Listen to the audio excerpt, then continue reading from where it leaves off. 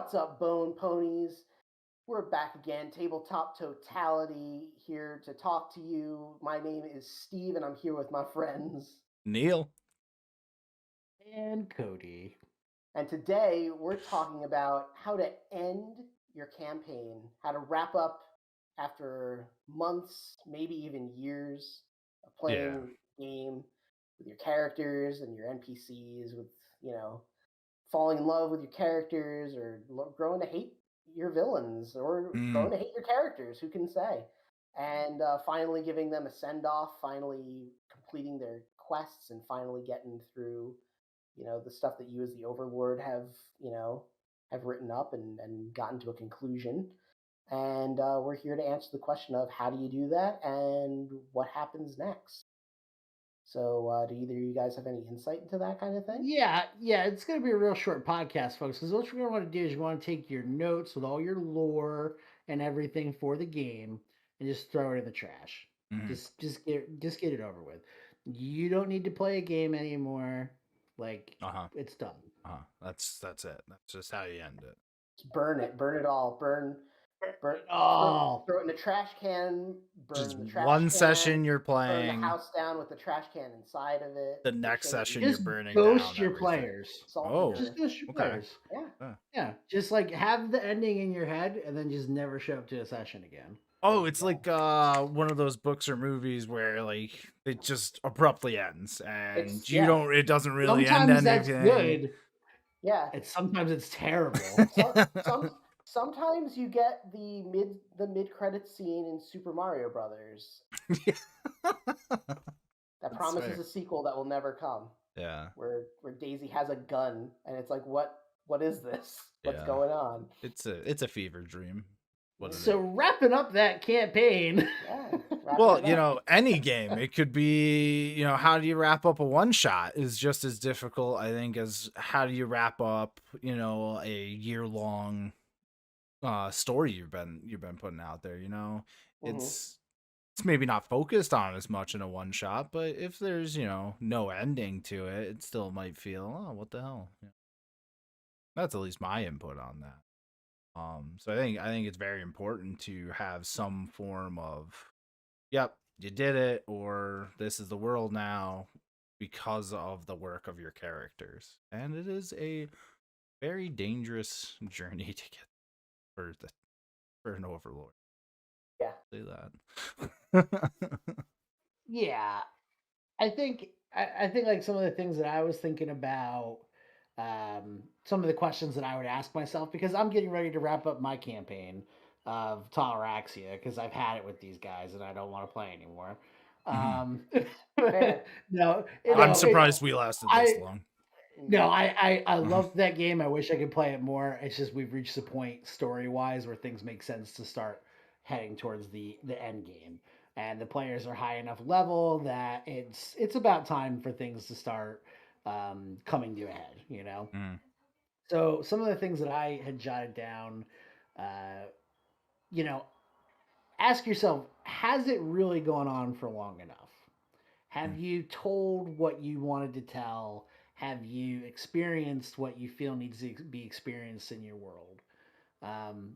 This also pertains to your players as well. Have they developed their characters as much as they'd like to? And I think that that's something that maybe, we say it all the time, but session 0 is really important. And then also just open communication between the overlord and the player is really important because that kind of gives you an idea of where that player's at.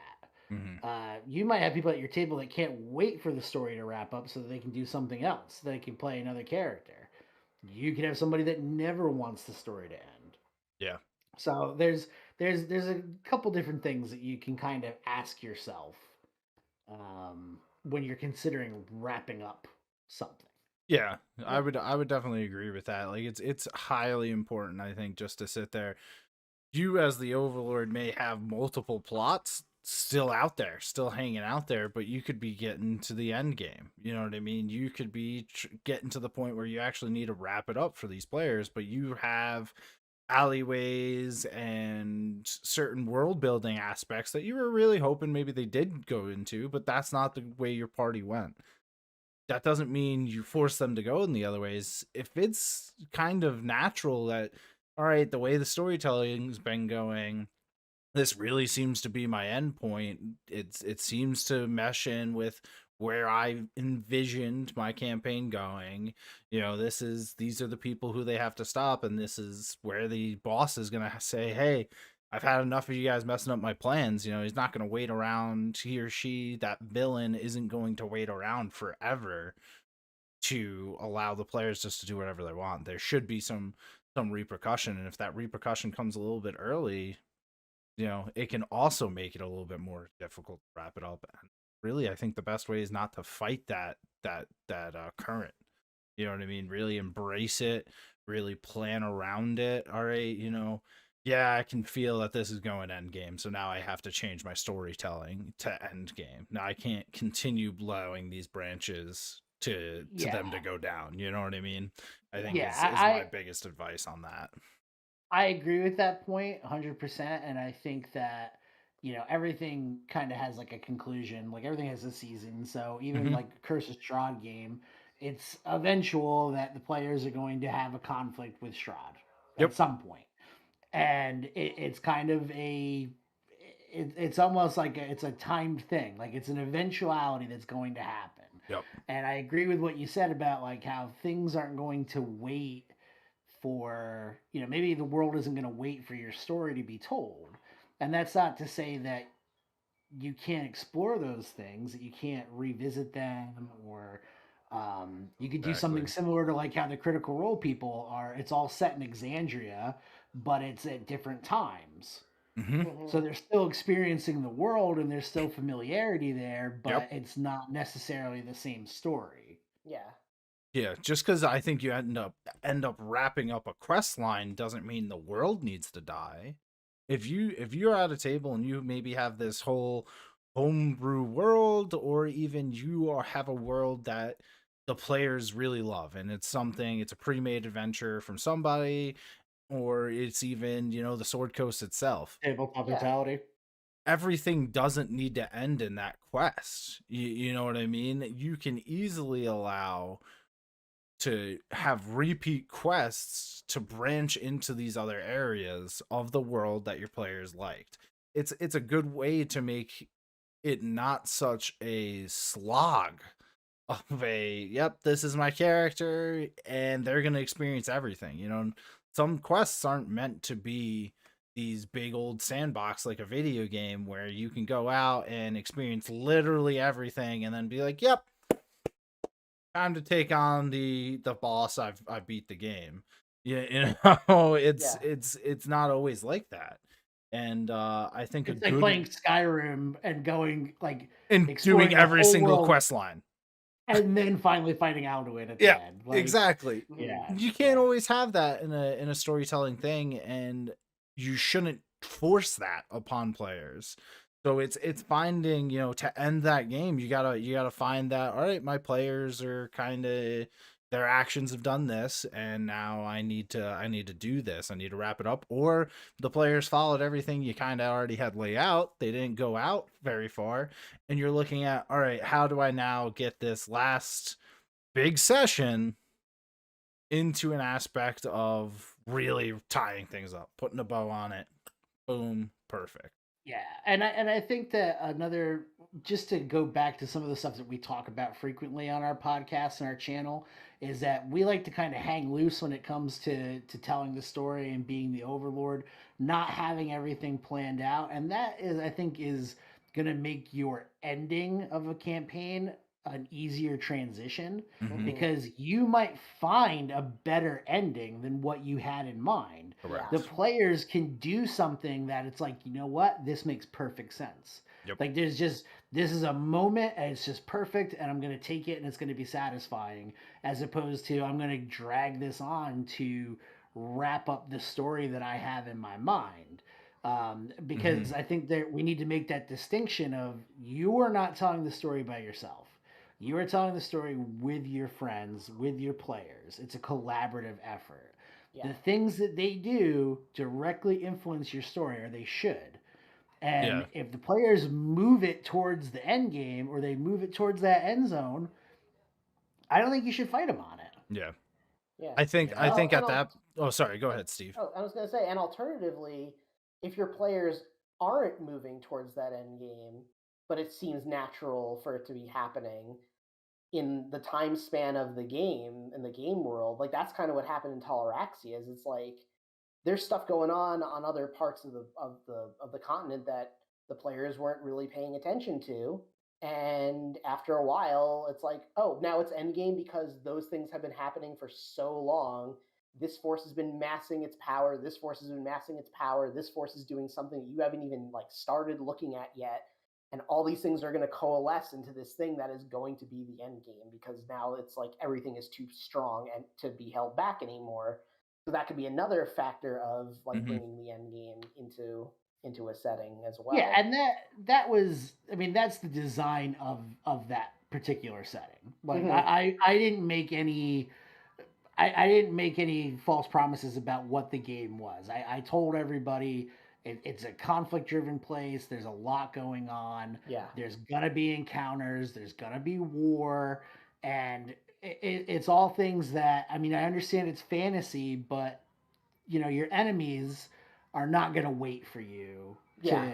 to continue to become more powerful and to continue to gain allies and find magic weapons. Like, that's what I was saying before about the actions of the players should dictate your story. And Mm-hmm. we've Mhm. talked about that before, and it's the same thing when it comes to wrapping it up. Like, have your players reach that point of like satisfaction. And they don't necessarily, you don't have to cater everything. You don't have to ruin the story of everybody else for the sake of somebody to get the limelight. But I think that in the process of having your campaign, that it's helpful to like make sure that everybody has something that's an accomplishment, a shining moment. They should have some focus of the camera lens on themselves before you wrap up that whole story. Yeah. No, and I'd agree. There's that aspect of getting to your end game. When do you decide? Yep, we're there. There's no more need to push anything anywhere. They've collected these relics. They've done these. They've stopped the villain at this and this point. It's time. The villain's this strong. The party's this strong. The next encounter they're gonna have, it's gonna be climactic. And that's what you're looking for. You're looking for your end game should really encompass everything your party has gone through, your world has gone through, and I hate to say it, your villain has gone through to Yeah. get to these points. Absolutely. It's a point of either extreme turmoil, extreme power has now gotten there and it's now do or die, or really it's the end of the road. It's not so much the power or the turmoil that's gotten there. No, this is just the last step, Yeah. and this is everything they've worked for to get, and it really should encompass that. We work at writing a bunch of adventures, and really that's kind of the way we look at it. Our big adventure that we're currently still working on, and we had a little bit of setback on it, but Adventures in Thistledown, that is what takes place there.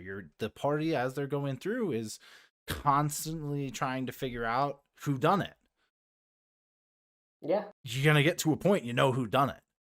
Right, and you're going to get a point if you play it long enough that things are going to reach a critical junction Yep. where any sort of action is going to cause a reaction. Mm-hmm. And Mhm. like Neil before was saying, like, okay, you could reach a point where there's like some major thing happening, or Steve was saying, oh, this place has built up its forces, and this has been gathering, and all these things have been building up.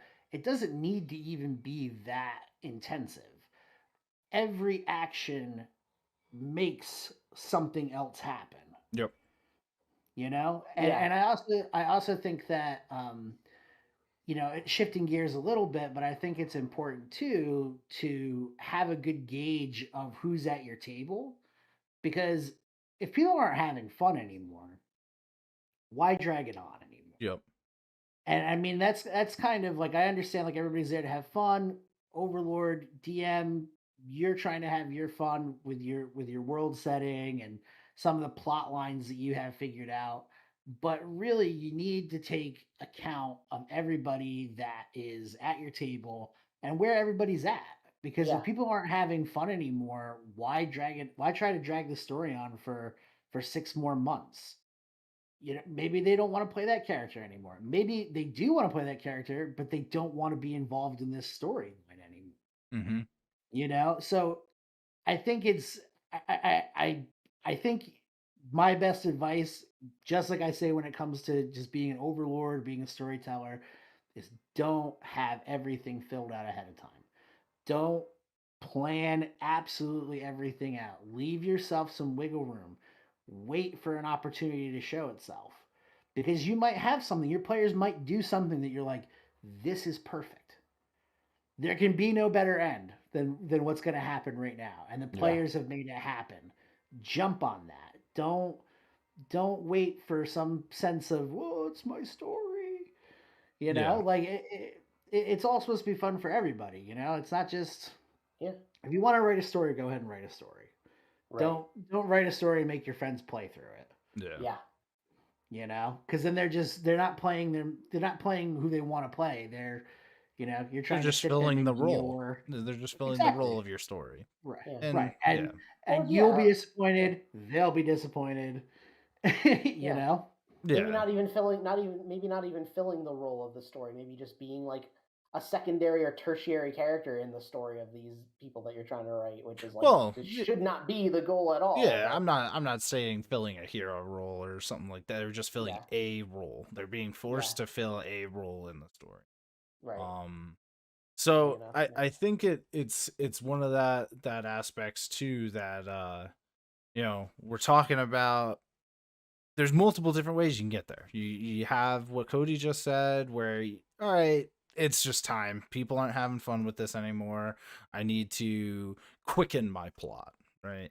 And Mm. then there's the aspect of it's been going on so long. It needs to happen. There's so many different things you can have, but regardless of which way it's going, there's I think key things you need to hit when you're in that maybe last session, or your second, you're doing what is supposed to be the last event of the game. It could be over a couple of sessions, um just because of how battles scale, things RP, yada yada yada.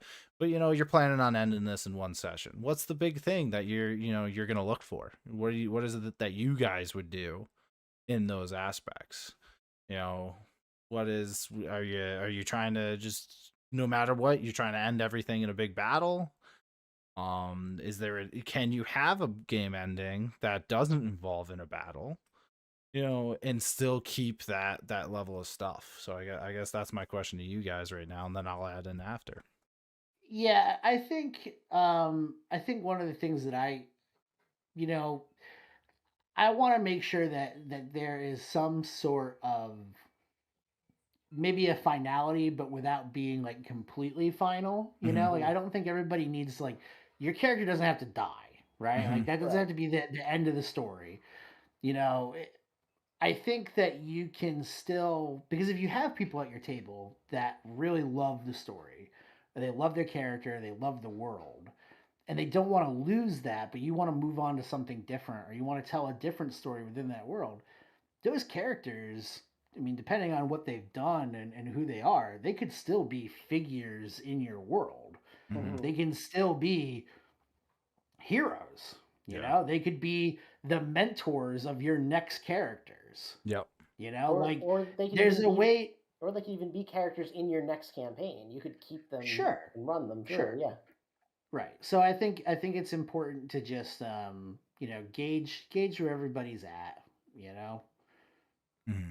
that would be my thing, and that would really dictate. Because Neil, you were saying, oh, do you try to end for a battle or without a battle? That's all kind of dependent on what I have going on. Mm-hmm. What's Mm. what's the situation. Um, I told you guys a long time ago when we started playing Toleraxia that yes, the camera lens is on you, and your actions matter, and the things that you guys are doing are changing the world. But there's also a part of the world that you guys are not in, that you're not affecting, purposefully that is still moving on without you. Yeah.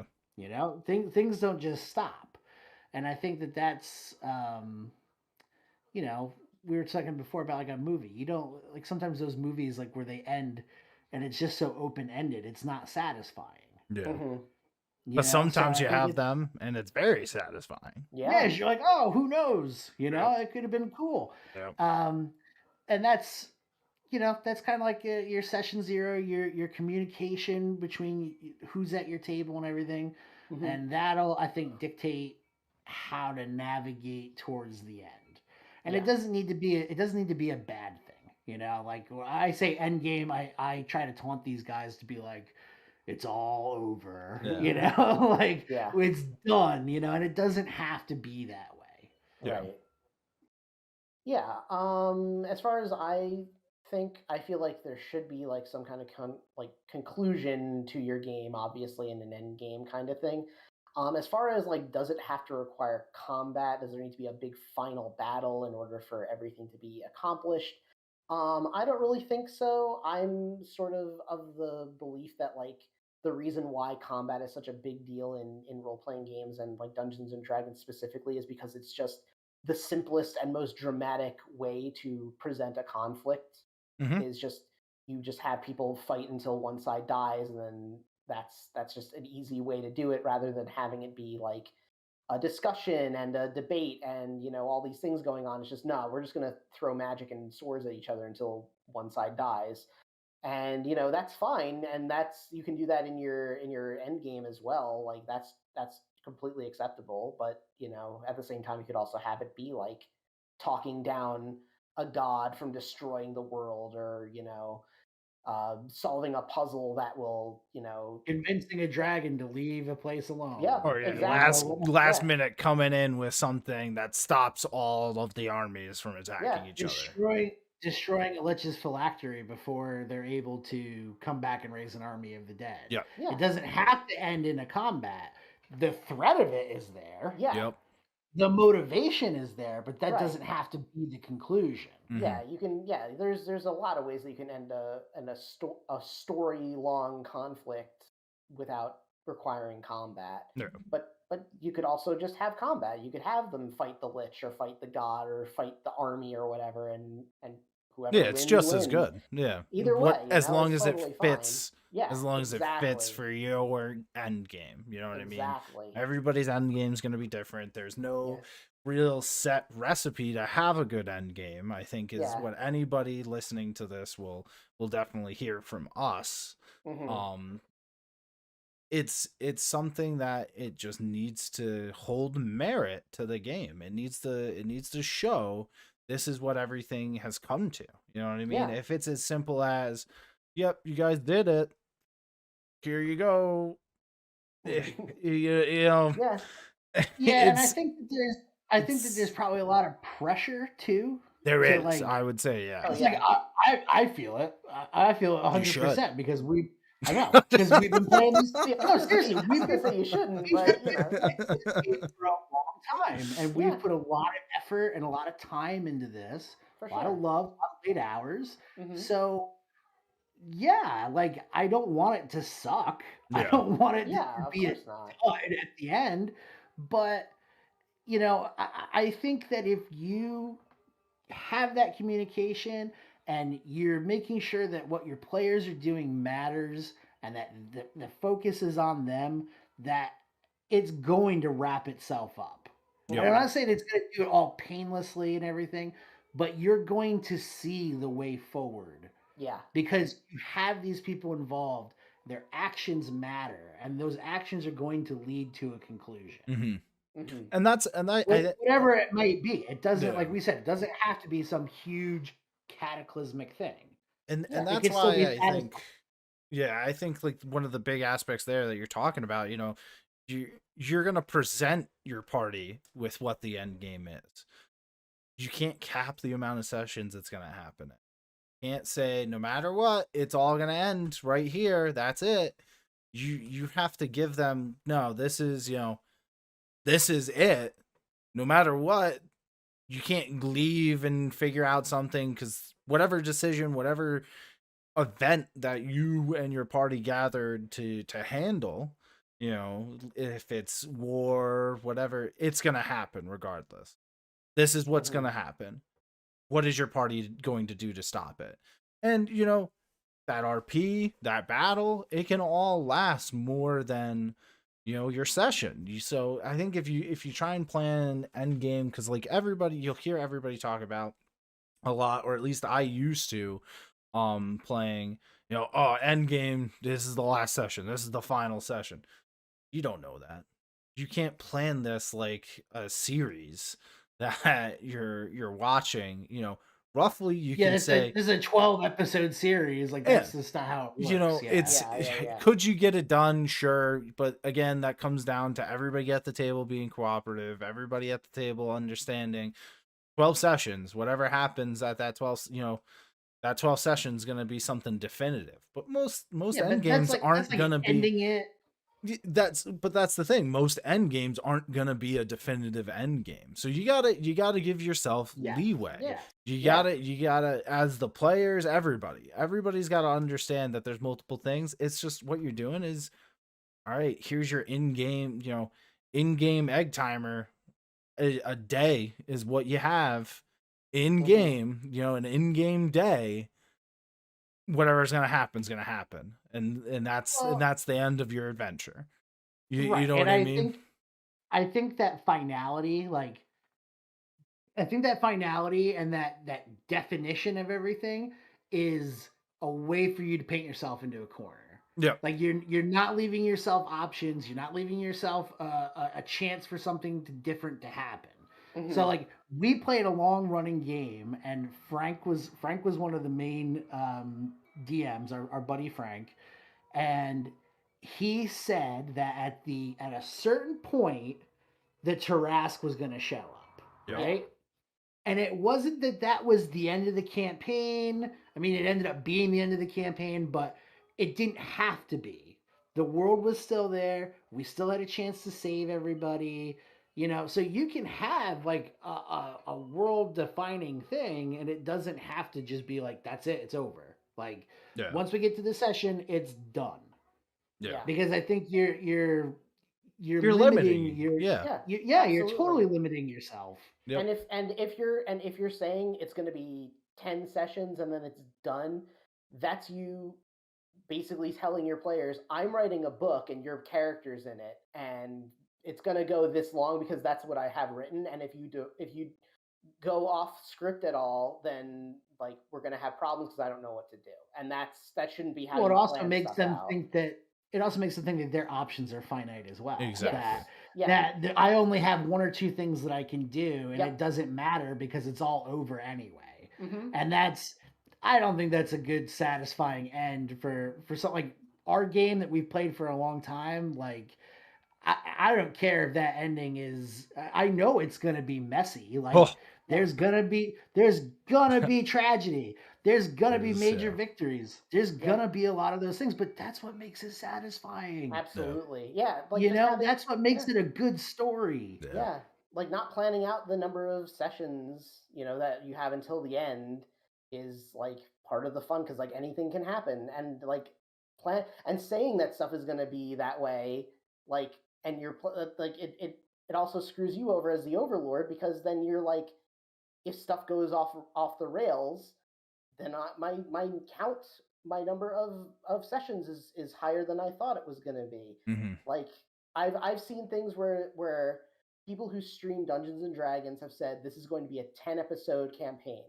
and 3 episodes into the 10 episode campaign, the characters have still not left the place that they were supposed to leave in the first episode of the campaign because they're just screwing around. And it's just like, how are you going to make up for the other? How are you going to make this up in 7 sessions? It doesn't seem possible. Yeah. And like it doesn't work if you do it that way. You've already set the parameters for your own failure. Exactly. Yep. You've said this is the box that I have to stay within. Yep.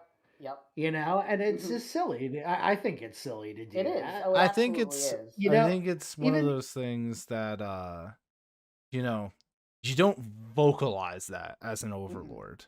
You may say, all right, I'm gonna get a group of people play. Hey guys, I got this idea. It's gonna be a quick story, a quick quest line that we're gonna do, everything like that. In your mind, you may be planning, it should be something like 10 sessions. Never say that to your players, because they will in some way, either trying or not trying, stop that from happening. Yeah. And B, you will not try and change what the story is going to be. There's going to be no fluid aspect to it. It is going to be rigorous in the aspect of, quest line 1, day session 1 has to end here. Session 2 has to end here. There's a time and a place for that in a lot of quests. You want to make sure you get them to this point, but it's not like a work quota. It's not going to destroy your life. You're also limiting your players too, because Exactly. you're essentially saying, this is the only, I have to get to point B. Yeah. So no matter what my players do, I have to get to point B. Mm-hmm. And that's just I think that's just setting yourself up to really, you're going to end up as a D&D horror story. Like somebody's going to be like, my friend wrote a cool story, but he basically just forced us through it. Mm-hmm. And that's not fun for everybody. I mean, No. like I said, this Toleraxia game, I've been running it for, I think we're in our 3rd year now, which is insane to me. Yeah. But, one of the things I've tried to do is, before I got to this end game, because I said, hey, things aren't going to wait, like Steve said before. The war's continuing on whether or not the players are there. And I've made that aware to my players from the get-go. Shit's going to happen when you're not around. And that's not taking the camera lens away from them, but that's also just developing, the world itself. Yeah. Where these things can happen. But before you get to that, that end game status, what I tried to do, and I think I touched on this before, but what I tried to do is make sure that everybody had something cool done to their character. Yeah. They had they had a quest line, the story went to them. So the whole first season of the Vox Machina animated series is basically Percy DeRollo's character arc. That's what the whole thing is. But in the actual show, the actual Critical Role campaign, Grog had an arc, everybody had an arc, Keyleth, everybody. Yep. And I feel like that's an important thing to do for your story, because it first of all, it builds some teamwork, some cohesion with everybody together, that I'm not the only person that has something crazy going on. I'm not the only hero that has trouble, we're in this together, kind of thing. And I think that that's going to lend to a more satisfying end. I agree. Is when everybody has had a moment to shine. Yeah. And I think that that's something that you should ask yourself as the Overlord before you're like, oh, I'm going to wrap this thing up. Is be like, is everybody satisfied? If you can. If you can. If you can. Yeah. It's it's definitely a good, course. It's a great thing to have in there for that. I would say trying to give your characters at least something cool in the story that they do.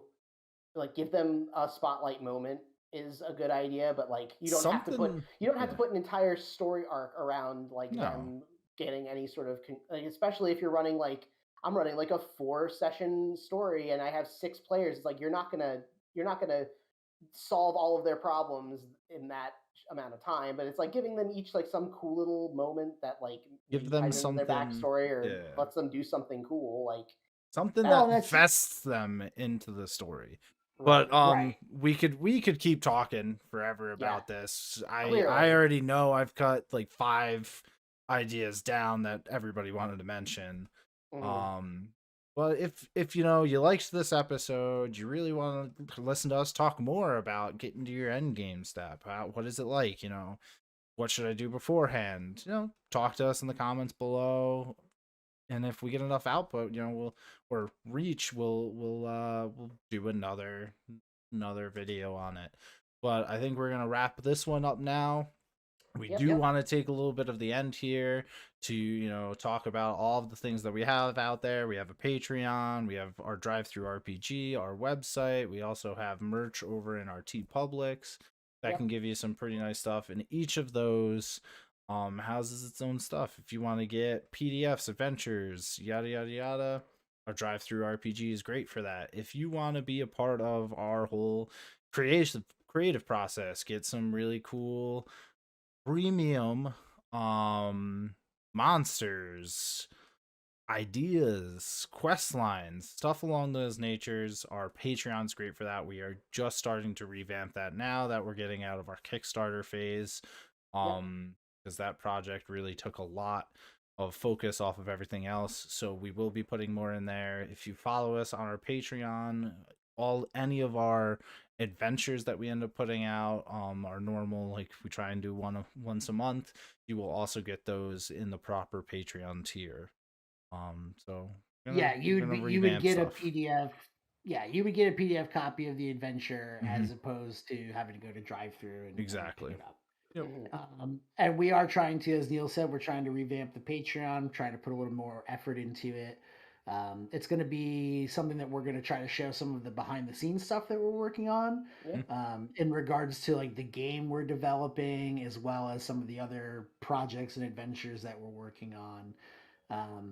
A final thing I'd like to note about the Patreon is that we also offer tiers for custom built adventures. Yep. Like Getry's Grimoire was one that we did. And then we also offer custom dungeons like the Forsaken Sepulchre, which is one that we did for a patron. Yep. Um, in addition, we also have a tier for what's called our Kurgan care packages, where we try to send uh, starter kits and dice and things like that to groups that we feel could use a hand getting it. And currently, we do have a group that is in need of some starting role playing gear, and it seems like a good group and a good cause, and we wanted to try um, to send them a care package. We have a tier where half of that proceeds goes directly to the care Yep. package. Yeah. And yeah, we then won't use any of the half of the proceeds unless we're buying stuff to send to them. That's all we use that for. Yep. correct. Yep. And then, other than that, as far as our scheduling goes, we're going to have our weekly podcasts. We're going to have weekly free content as well as exclusive content on the Patreon for our patrons. And we're going to try to do monthly updates on Any of the our game projects. system. Yeah. Yeah. Right. Big projects that And we're working on. that'll be a Patreon thing.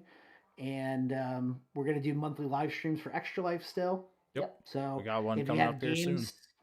right, if you have games you'd like us to play or anything, let us know. As always, our links are going to be in the corral below. Exactly. And stay easy riding on them fences, bone ponies. Yeah, I think that wraps it up here. So have a good night, everybody. Get ranched.